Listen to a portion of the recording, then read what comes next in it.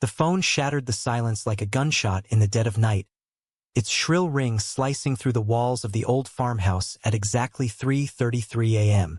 Elena Harper jolted upright in bed, her heart pounding as she fumbled for the receiver, whispering a hoarse hello into the void. Only silence answered, heavy and familiar, like a ghost refusing to speak its name. 12 years of this ritual had carved lines into her face deeper than any Midwest winter. But tonight, as the line went dead with a faint click, her 17-year-old daughter, Riley, burst through the door, eyes wide with the fire of a storm about to break. "Mom, that's it. I'm finding out who's doing this, before it buries us both." Riley Harper had grown up with the witching hour as her lullaby, that cursed ring echoing through the creaky halls of their family home in Willow Creek, Illinois, a speck of a town where cornfields stretched like forgotten promises under endless skies. It started the night her father, Thomas Harper, died in a head-on collision on Route 38. His truck wrapped around an oak tree at 3:33 a.m., the dashboard clock frozen in accusation. The cops called it a tragic accident, black ice and bad luck, but Elena never believed it. She answered every call faithfully, her voice a fragile bridge to whatever lingered on the other end, even as the silence mocked her grief. By 29, Riley was no longer the wide-eyed girl who'd hidden under quilts, clutching her dad's old flannel shirt. She traded pigtails for a no-nonsense bob and a job at the local library, shelving books on American history while dreaming of escaping to Chicago's bustling streets. But Willow Creek had a way of holding on, like the humid air that clung to your skin in July. Her mom, Elena, was the anchor, 52 now, with silver threading her chestnut hair and hands roughened from tending the family's dwindling flower farm. Elena's days were a quiet rhythm of weeding roses and baking pies for the county fair, but her nights were haunted, the phone her confessor. That final ring in Riley's senior year of high school changed everything. She'd been up late cramming for finals, the glow of her laptop casting shadows across dog-eared textbooks on civil rights and hidden histories, the kind of reading that made her question the tidy narratives her town clung to. When the phone trilled, she didn't hesitate. Bursting into her mother's room, she found Elena mid-dial, tears streaking her face as she murmured, "Please, just say something this time." The line clicked dead, and Riley's resolve hardened like frost on the fields. "Mom, this has gone on long enough," Riley said, flipping on the harsh overhead light. The room smelled of lavender sachets and regret, faded family photos lining the dresser. Thomas grinning in his navy blues, Elena radiant in her wedding gown, toddler Riley splashing in a kiddie pool. 12 years. Dad's been gone that long, and you're still letting this ghost torture you. Who is it? Some wrong number? A bill collector with a grudge? Elena's eyes, the color of storm clouds, flickered with something unspoken. She pulled the quilt tighter around her shoulders, as if it could shield her from the truth. "It's nothing, honey. Just static on the line. Old houses, you know how they play tricks." But Riley knew better. She'd overheard the whispers at the diner, the way old-timers like Mr. Hargrove from the feed store would mutter about poor Elena and her midnight caller, their voices laced with that small-town pity that bordered on judgment. And lately, the calls felt heavier, the silences longer, as if the caller were waiting for Riley to grow up, to piece it together herself. The next morning, over burnt toast and black coffee, Riley laid out her plan. "I'm hiring a guy from the city. I saved up from summer jobs, enough for a trace." Elena's fork clattered against her plate, her face paling like milk left out too long. "No, Riley, you can't. It's not what you think." But her protest was weak, crumbling under Riley's gaze. By noon, Riley had wired $500 to a Chicago outfit called Windy City Watchdogs, run by a grizzled ex-cop named Frank Kowalski. "Traces are child's play," Frank growled over the phone, his accent thick as Lake Michigan fog. "Give me the number, kid. We'll have a name by week's end." As days blurred into a tense waiting game, Riley dove into her father's past like a detective in one of those noir novels she devoured. Thomas Harper had been Willow Creek's golden boy, high school quarterback turned mechanic, The guy who fixed your carburetor with a wink and a story about his Navy days off the California coast. He'd met Elena at a barn dance in '92. Swept her off her feet with two-stepping and promises of forever. But photos from his service years told a different tale. Thomas arm-in-arm with a buddy named Daniel. Their smiles too intimate for just foxhole camaraderie. Eyes locked in a way that made Riley's stomach twist with unwelcome questions. She started small. Rifling through the attic trunk where Dad's letters yellowed like old secrets. One envelope, postmarked San Diego, 1991, caught her eye, addressed to TH in elegant script, no return. Inside, a single page. Missed you under the pier last night. The waves crash like your laugh. Come back soon, D. Riley's pulse raced. Who was D? A shipmate? A fling? She scanned the handwriting into her laptop, ran it through some free online database, but came up empty. Frustration gnawed at her, mingling with the ache of loving a father she'd barely known, pieced together from Elena's sanitized stories. Frank called on a drizzly Thursday, his voice crackling like thunder. Got your ghost, kid. Calls originate from a payphone outside St. Agnes Church in Evanston, North Shore, ritzy area. Caller uses cash, no ID, but security cams caught a guy in his late 40s, salt and pepper hair, drives a '98 Subaru Outback, Illinois plates ending in 472. Name's Mark Riley, owns a bookstore there called Riley's Reads. You want me to tail him? Riley's mouth went dry. Evanston, 40 miles north. A world of lakefront mansions and northwestern professors. What connected a Chicago bookseller to their rural phone line? Yeah, she breathed. Dig deeper. Everything. That night, the clock ticked past 3:33 without a ring, the silence deafening. Elena paced the kitchen, wringing her apron like a rosary. Riley, whatever you find, promise you'll stop. Some doors are meant to stay shut.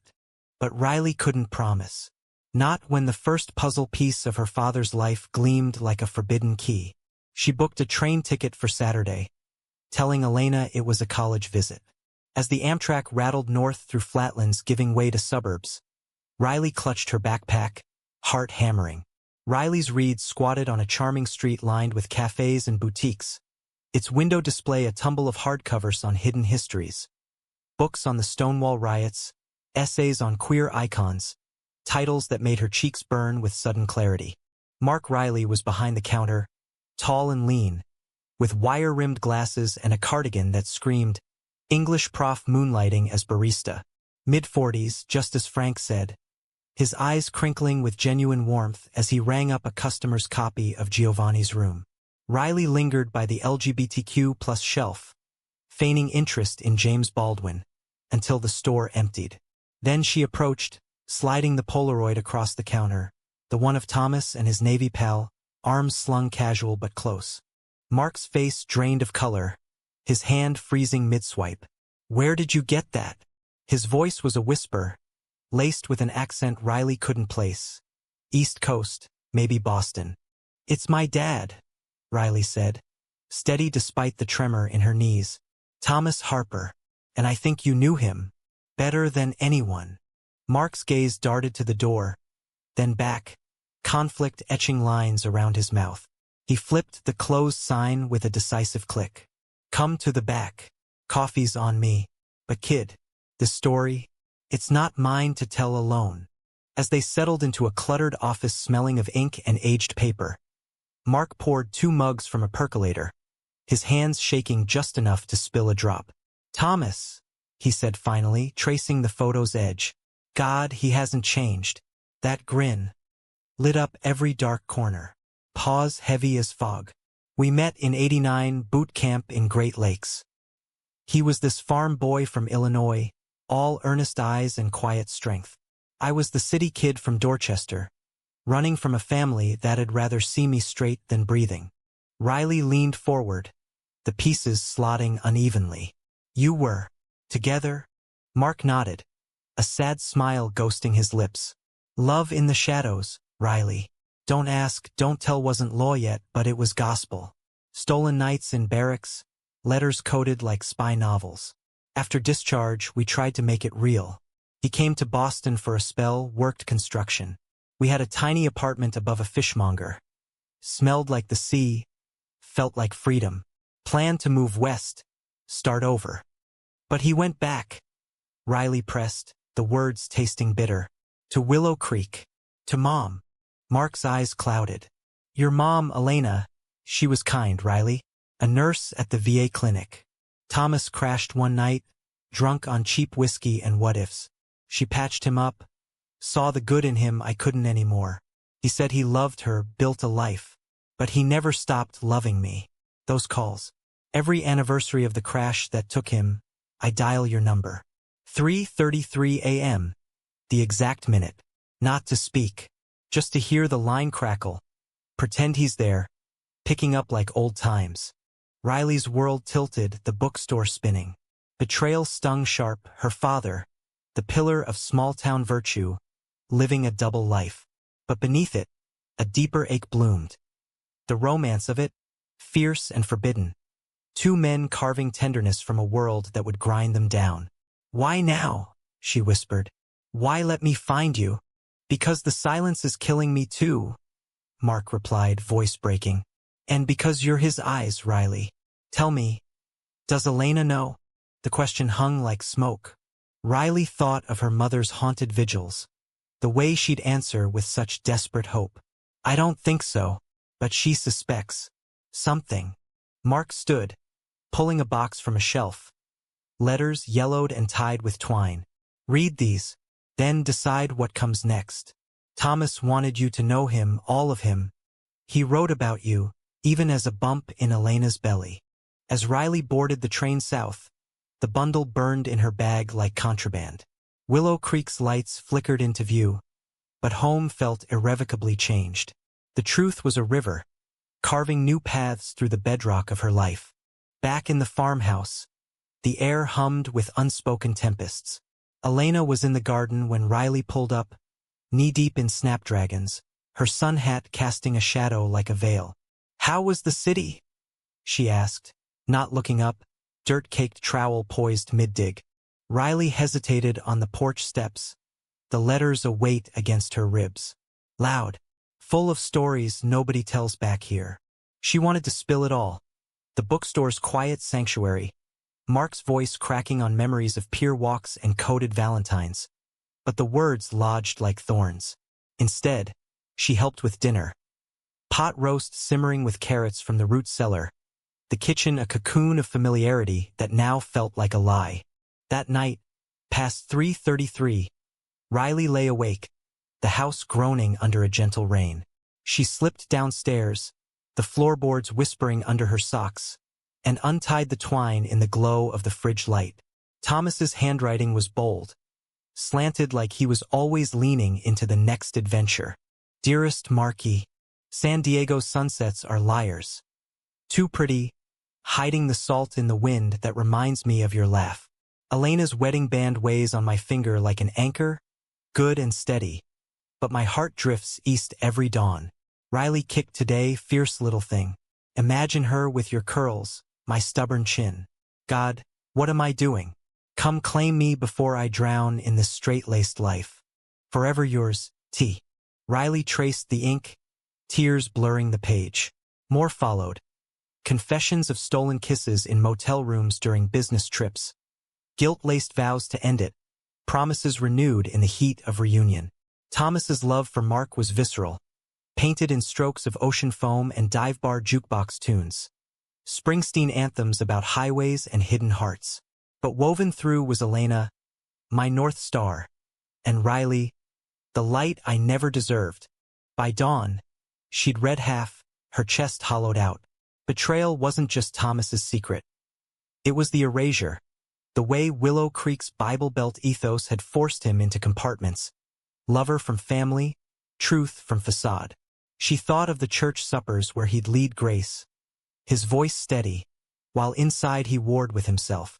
How many men like him rotted in silence, their stories buried with their bones. Elena found her at breakfast, eyes red-rimmed over cornflakes. You look like you've seen a ghost, kiddo. Riley slid a letter across the table, the one about the apartment above the fishmonger. Elena's breath hitched, but she didn't flinch. Instead, she smoothed the paper with reverent fingers. "I knew," she said softly, after a long sip of coffee. "Not all of it, but enough. The late nights, the letters he'd burn in the barrel out back. He told me once, after a fight, slurring apologies in the cab of his truck. Said he loved me true, but part of him belonged to the sea, to Daniel or whoever. Mark, was it?" Riley nodded, stunned. "Why answer the calls? All these years." Elena's smile was wistful, etched with the patina of endurance. "Because it kept him alive. Whoever's calling, they're grieving too. And because I loved him whole, Riley. The farmer, the father, the man who danced with shadows. Answering was my way of saying, 'I see you, Tom. All of you.'" The revelation cracked something open in Riley. A flood of empathy for her mother, the unsung hero of half-truths. They talked then, really talked, for the first time since Dad's funeral. Elena shared her own scars. Growing up in a holler where difference meant exile, marrying Thomas because he made her feel seen, not despite his secrets but because of them. Love isn't a ledger, honey. It's a quilt, patched from whatever scraps life throws. Emboldened, Riley drove to the library that afternoon, commandeering the public computer to search Mark Riley Evanston. His bookstore site popped up, a haven for voices from the margins. A blog post caught her eye. On the anniversary of silence, dated a week prior. 12 years since the call that never came. To the man who taught me courage in whispers. Your echo lingers in every page turned. Her throat tightened. Mark wasn't just a ghost. He was flesh and blood, carrying Thomas's flame through lectures on Whitman and quiet evenings with chamomile tea. Riley fired off an email, anonymous at first. "I read the letters. We need to meet. All of us. Mom knows." The reply came swift. "Saturday. My place. Bring pie." Thomas always said Elena's was the best. The weekend arrived swathed in autumn gold. Leaves carpeting Route 38 like confetti from a parade long past. Elena baked 2 apple pies, lattice crusts glistening, her hands steady as she hummed an old hymn. Riley drove, the radio tuned low to NPR stories of queer elders reclaiming their narratives. Tales of AIDS quilts and pride marches that made the heart swell and break in equal measure.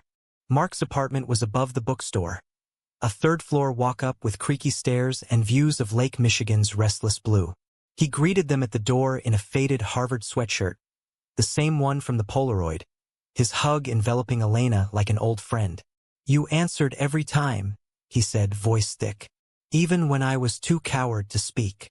Inside, books towered like sentinels, spines cracked from love. They settled around a scarred oak table, pies sliced and coffee steaming. Awkwardness hung at first. Small talk about Willow Creek's Harvest Festival, Evanston's brutal winters. But then Elena pulled a photo from her purse. Thomas at their wedding, eyes distant yet devoted. "I found his journal once," she confessed. "Entries about you too, coded in Navy slang. Skipper and first mate navigating storms. Hurt like hell, but it explained the sadness in him. The way he'd stare at the horizon during drives. Mark's laugh was bittersweet. He was my skipper, all right. Pulled me from the depths after my folks disowned me. We dreamed big. A cottage in Provincetown, shelves of our own. But duty called him home. Family farm, small town eyes. He chose you, Elena, because you were safe harbor." Riley listened, pie crust crumbling under her fork, as stories unfolded like chapters in a forbidden novel. Mark spoke of their first kiss under a boardwalk, salt spray mingling with nervous breaths. Thomas's voice on mixtapes, crooning Born to Run, as code for escape. Elena countered with tender anecdotes. Thomas teaching Riley to fish, his calloused hands gentle on the reel, whispering, "Life's about the pull, not the catch." Laughter mingled with tears, the room warming like a hearth. But as dusk painted the lake violet, conflict simmered to the surface. "Why the crash?" Riley asked, voice sharp. "Was it guilt? The double life catching up?" Mark's face crumpled. "We argued that night. I'd driven down unannounced. Begged him to leave Elena, start over. He refused, said you were his world now. I stormed off, left him raging on that icy road. The cop said black ice, but I wonder if my words pushed him under. Elena's hand found his across the table, a bridge of forgiveness. Tom was stubborn, Mark carried his burdens alone. But he loved fiercely, enough for both worlds. The admission hung, a climax of raw honesty. Riley saw her father anew. Not a villain of deceit, but a man hemmed by an era's cruelties. His heart a divided kingdom. Betrayal's sting dulled to understanding. The romance of Thomas and Mark not a theft, but a testament to love's resilience. As they parted under street lamps, hugs lingered. Come back, Mark said. The store's got a shelf waiting for Thomas's story, whatever shape it takes. Driving home, stars pricking the ink-black sky, Riley glanced at Elena. You okay, Mom? Better than in years, she replied, squeezing Riley's knee. Truth's a heavy load, but shared, it's lighter. Yet shadows lingered. The next call came at 3:33 a.m. The ring a siren's call. This time, Riley answered first, heart thundering. Silence. Then, a voice, hesitant as dawn. Thomas. No, Riley said gently. It's Riley, his daughter. But we're listening now. The voice on the line was Mark's, raw and unraveling. A sob swallowed mid-breath. Riley? Oh God. I didn't mean I thought. Static crackled, but Riley held firm, the receiver a lifeline across the miles. It's okay, she murmured, flicking on the kitchen light. Elena stirred upstairs, but Riley waved her back. We've got time. Tell me everything. For Dad. What followed was a deluge, Mark's words tumbling like autumn leaves in a gale. He confessed the full weight of that fatal night. The illicit rendezvous at a roadside diner off Route 38, Thomas slipping away under pretense of a parts run. Their embrace in the gravel lot, desperate and defiant, shattered by Mark's ultimatum. Choose me, or lose us forever. Thomas's refusal, eyes brimming with a father's resolve, sent Mark peeling out in fury. Hours later, the call from the hospital. Thomas gone, Elena's voice a wail through the receiver. I hated myself, Mark whispered, for pushing, for loving him so hard it broke him. Every year since, that call was penance. Dialing the number he kept by his glove box, hoping the universe would forgive. Riley's free hand clenched the tablecloth, knuckles white. The betrayal deepened here, not just Thomas's hidden heart, but Mark's role in the unraveling. A love so consuming it coursed toward tragedy. Yet anger ebbed against the tide of his remorse, the genuine grief that mirrored her own. He wouldn't want that, she said finally. Penance. Dad believed in second acts, Springsteen style. They talked until the sky blushed pink, Mark's stories painting Thomas in vivid strokes. The way he'd quote Whitman during lovemaking, I sing the body electric. His touch a poem against prejudice's grain. Laughter crept in, tales of botched proposals, like the time Thomas gifted Mark a locket engraved M+T forever, only for it to snag on a barbed wire fence during a hike. Clumsy romantics, Mark chuckled, voice warming. But God, we burned bright. Elena joined midway, brewing tea and listening with the quiet grace of a woman who'd long made peace with fragments. By sunrise, plans formed. A memorial, not at Willow Creek's stiff cemetery, but Evanston's lakeside path where Thomas and Mark had walked, hands brushing in coded affection. Bring the town if you dare, Mark joked, but his tone held steel, a challenge to the secrets that had silenced them. Word spread like prairie fire. Riley confided in her best friend, Josie, over shift at the library, expecting backlash in their conservative corner of Illinois. Josie, with her rainbow pin on her lanyard, a quiet ally, hugged her fierce. About time this town cracked open. Count me in. Whispers turned to nods at the co-op. Farmers like Old Hargrove admitting their own sons had fled to cities for airier pastures. Willow Creek, for all its corn syrup sweetness, harbored undercurrents of change, nudged by podcasts on hidden histories and pride flags fluttering from porches. But conflict brewed darker. Riley's uncle, Frank Harper, Thomas's brother, a deacon at First Baptist, caught wind via the gossip vine. He stormed the farmhouse that Friday, Bible tucked under arm like a shield, face thunderous under his buzzcut. "What devil's this you're stirring, niece? Dragging your daddy's name through mud with some unnatural tale?" Elena met him at the door, spine straight as a plow line. "Frank, sit. It's not mud, it's memory. Tom was good through and through. This honors him." He barreled on, voice rising like a sermon. "The Bible's clear, Elena. Man with man. Abomination. You let this city queer poison our blood." Riley stepped forward, pulse roaring. "Uncle Frank, Dad chose this life, us, the farm, because love's not a sin to tally. He loved Mark like he loved Mom. Deep, without apology. Hiding it killed him slow. We're done hiding." The air crackled, Frank's face purpling, but Elena's steady gaze, honed from years of harvest storms, held him. "Your brother's grave's cold because we all played pretend. Go home, Frank. Pray on it. But don't come back till you see Tom's whole heart." He left sputtering, door slamming like Judgment Day. Riley collapsed against the counter, adrenaline crashing. "He'll tell everyone. The church, the whole damn town." "Let him," Elena said, pouring bourbon into mugs. "Thomas's old habit. Truth's a seed, Riley.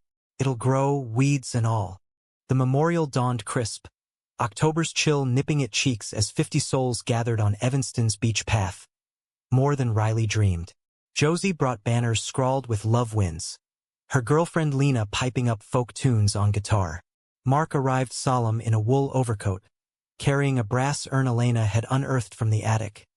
Thomas's ashes, scattered too hastily at the funeral to appease prying eyes. They walked single file, waves lapping like applause. Riley arm in arm with Elena and Mark. Stories flowed. Elena on Thomas's gentle snoring, how he'd braid wildflowers into her hair. Mark on midnight drives to Chicago's Boys Town, dancing incognito to Gloria Gaynor. Laughter mingled with sobs, the group a tapestry of allies and kin. Even a few Willow Creek faces, Hargrove nodding gruff approval. Climax crested at the water's edge, urn in hand. Mark's voice trembled as he unscrewed the lid. To Thomas, captain of stolen ships, lover of fierce freedoms, you charted us true. He tilted, ashes swirling into the surf, silver motes catching sunlight. Elena added a rose, petals unfurling like released breaths. Riley, last, tossed in the locket, retrieved from Mark's drawer, engraved heart aglow. But as the group dispersed, betrayal's shadow reared. Uncle Frank, lurking by the parking lot, flanked by 2 church elders, faces carved in disapproval. "Blasphemy!" he bellowed, thrusting pamphlets like daggers.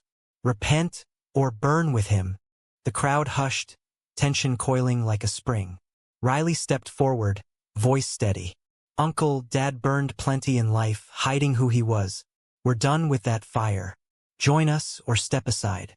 Frank's eyes, so like Thomas's, flickered, rage warring with buried grief. Then a crack. "He was my little brother, Riley. Watched him twist himself into knots for this town's sake." Pause, pamphlets drooping. Maybe I helped tie him." The elders shifted uneasy, but Frank extended a hand, tentative. "Forgive a fool, Elena?" She clasped it, tears carving clean paths. "We're all fools for love, Frank. Welcome home." As the sun dipped, casting long shadows of reconciliation, Riley felt the climax break. Not in shatter, but release. The calls had been a tether to pain, but now they strung a bridge, from silence to song, secrets to stories. Yet the emotional undercurrent pulled deeper. That night, back in Willow Creek, Riley dreamed of Thomas. Not the ghost of 333, but vital, laughing on a Boston pier, Mark's hand in his. Waking, she dialed Mark, their midnight chat a balm of shared vulnerability. "Your dad's spirit," he said softly. "It's in the way you fight, Riley. Romantic, like him. Tough and tender." In the days that followed, Willow Creek stirred. The library hosted a reading group on queer lit, Josie leading with Baldwin's fire. Elena planted a Thomas garden by the farmhouse. Lavender for lovers. Snapdragons for secrets unearthed. Frank showed up Sundays. Bible swapped for questions. His sermons softening to tales of Grace's wide arms. But Riley wrestled private tides. The romance of her father's life stirred longings in her own. Glances at Josie lingering too long. A heart quickening at Lena's easy affection. Was it inheritance? This pull toward hidden depths? She pushed it down, focusing on college apps to UIUC, essays on unveiling family legacies. One evening, as snow dusted the fields early, the phone rang at 3:33. Not a haunt, but purpose. Mark's voice warm. Riley? Elena's coming up next month. Join us? We've got a poetry slam Whitman would approve. She smiled into the dark. Wouldn't miss it. Winter clamped Willow Creek in its iron grip, blizzards howling like unresolved choruses, blanketing the farm in drifts that muffled the world's clamor. Riley thrived in the hush, her days a rhythm of library shifts and late-night essays. But the revelations of fall lingered like frost patterns on window panes. Beautiful, intricate, impossible to ignore. Elena, lighter now, hummed Patsy Cline while canning jam. Her laughter a melody Riley hadn't heard since childhood. The calls ceased, replaced by texts from Mark. Photos of bookstore windows decked in rainbow lights, snippets of poems he'd inscribed for Thomas's imagined shelf. Yet beneath the healing, conflict simmered in Riley's soul. Uncle Frank's olive branch had mended family rifts. He even drove Elena to Evanston for a weekend market, returning with armfuls of artisanal cheeses and a sheepish admission. Mark's got stories, all right. Makes a man rethink his black and whites. The church elders grumbled, but attendance swelled with curious faces. Frank's pulpit evolving into a forum on love's manifold paths. Quoting Corinthians with a wink toward Leviticus's shadows. Riley's own path forked unexpectedly. At the library's holiday book drive, Josie cornered her amid stacks of dog-eared paperbacks, cheeks flushed from the cold. Heard about the memorial. Brave as hell Wish I'd been there. Lena and I were planning a pride picnic come spring. You in? The invitation landed soft, but Riley's pulse betrayed her. A flutter akin to the one she'd glimpsed in Thomas's letters. Josie. Freckled nose, quick wit, the girl who'd shared secrets under bleachers since middle school. Was this echo, her father's romantic fire kindling something new? Yeah, Riley managed, stacking the price of salt with unsteady hands. Count me. Spring thawed the fields in verdant waves, corn shoots piercing soil like hopeful declarations. The pride picnic unfolded on Willow Creek's village green. Blankets strewn with potlucks, a bounce house for kids, Lena's guitar strumming anthems of arrival. Riley arrived with Elena's famous pie, nerves jangling like keys. Mark was there too, visiting from the city, his presence a quiet anchor amid the swirl of locals testing waters. Hargrove with his grandson waving a tiny flag, Frank manning a lemonade stand with unexpected zeal. Josie found her under the old oak, sharing a slice. You look like you're carrying the world's weight, Harper. Spill. Riley hesitated, then let it pour. The dreams of peers and partners, the fear of following Thomas's fractured trail. What if love means hiding, or hurting the ones you build with? Josie's hand covered hers, warm and sure. Then you don't hide. You build wider bridges, not walls, like your dad did in the end. Their eyes met, a spark jumping the gap, and Riley leaned in. The kiss tentative as first light, sweet, affirming, laced with the promise of uncharted roads. Word of the kiss rippled gentle, met with more nods than narrowed eyes. Elena, watching from afar with Mark, squeezed his arm.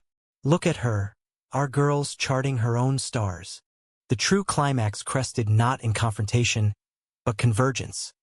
A town hall Thomas had dreamed of, repurposed for stories untold. Dubbed Harper Hours, it met monthly in the community center, chairs filled with voices long sidelined. Farmers' sons returned from cities, elders whispering of loves lost to conformity. Riley moderated the first, throat tight as she introduced Mark. This is for Dad, she said. For every ring that went unanswered. Mark spoke of betrayal's dual edge, the worlds to lovers like him and Thomas, and the self-inflicted wounds of silence. We betrayed each other by believing the lie that love must be straight to be whole. But Thomas taught me, it's the bend, the curve toward truth, that makes it eternal. Tears flowed free, applause thundering like release. Elena's turn came soft. I betrayed my husband by fearing his fullness. Answering those calls?